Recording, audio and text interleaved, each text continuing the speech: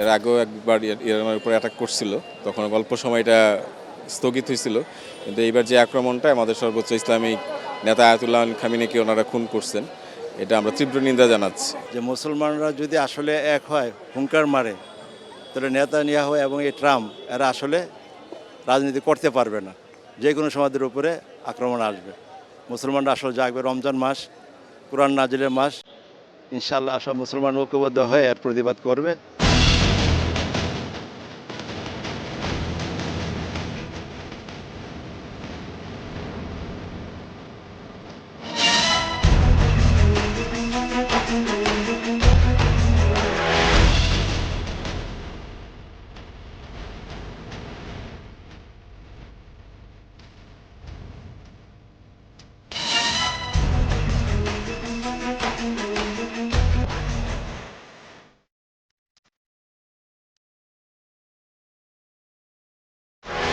দর্শক শুভেচ্ছা। ২১শে টেলিভিশনের নিয়মিত আয়োজন জনতার কথা অনুষ্ঠানে আপনাদের স্বাগত জানাই। আমি আসিফ সুমিত। আপনারা জানেন, সমসাময়িক ইস্যুতে সাধারণ মানুষের মতামত তুলে ধরতে ২১শে টেলিভিশনের এই আয়োজন। আমাদের প্রত্যাশার দেশে শক্তিশালী গণতন্ত্র, আমরা চাই সরকারকে সহায়তা করতে।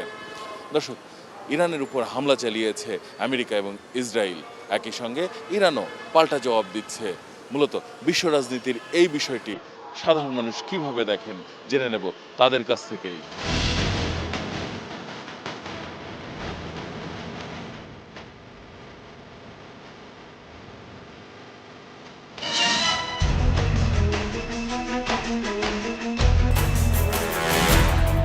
এর আগেও একবার ইরানের উপরে অ্যাটাক করছিল, তখন অল্প সময়টা স্থগিত হয়েছিল, কিন্তু এইবার যে আক্রমণটা আমাদের সর্বোচ্চ ইসলামিক নেতা আয়াতুল্লাহ আল খামিনিকে ওনারা খুন করছেন, এটা আমরা তীব্র নিন্দা জানাচ্ছি। যে মুসলমানরা যদি আসলে এক হয়, হুঙ্কার মারে, তাহলে নেতানিয়াহু এবং এই ট্রাম্প এরা আসলে রাজনীতি করতে পারবে না। যে কোনো সমাজের উপরে আক্রমণ আসবে। মুসলমানরা আসলে জাগবে, রমজান মাস, কোরআন নাজিলের মাস, ইনশাআল্লাহ সব মুসলমান ঐক্যবদ্ধ হয়ে এর প্রতিবাদ করবে। মুসলিম বিশ্ব ঐক্যবদ্ধভাবে এর প্রতিবাদ করবে এই আহ্বান রাখছি। মধ্যপ্রাচ্যে ইরানতে মানে মুসলমানদের পক্ষে শক্তি আমরা মনে করি এরই, যার জন্যে ইহুদি এবং নাসারারা মিলেই আসলে আজকে ইসলামের ধর্মীয় সবচেয়ে বড় নেতা যে ইরানে, তাকে আজ তারা হত্যা করছে। তো এটা আমাদের সবাই, প্রত্যেক মুসলিম রাষ্ট্রের এটা প্রতিবাদ করা উচিত।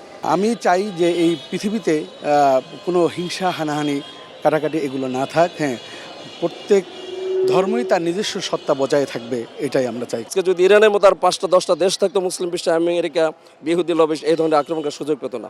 তা আমরা চাই এই ধরনের নিকারজনক ঘটনা আমরা নিন্দা জানাচ্ছি। মুসলমান রাষ্ট্র হিসাবে ওইটাই কথা বলা হইতো আর কি, আয়াতুল্লাহ খামিনি।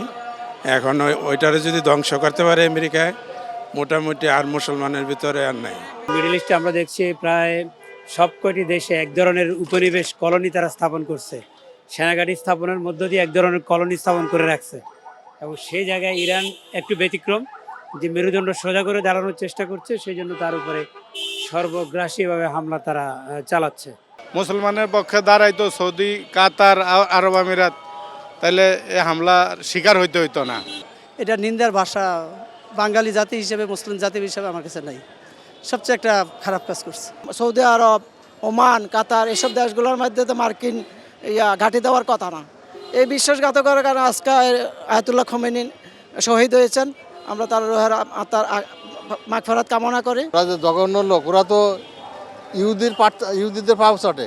মুসলমানদের ধর্মীয় ইবাদতের সময় আমেরিকা এবং ইসরায়েলের যে হত্যাকাণ্ড, এটা আসলে কোনোভাবে মেনে নেওয়া যায় না।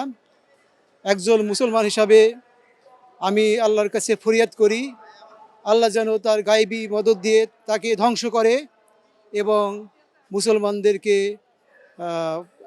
একটা ভালো অবস্থানে নিয়ে যায়, এই প্রত্যাশা করি। দর্শক, আপনারা শুনছিলেন সাধারণ মানুষের প্রতিক্রিয়া। সাধারণ মানুষ কিন্তু তাদের ভাবনাগুলো অসাধারণ, তাদের চিন্তা অনেক সূক্ষ্ম ও গভীর।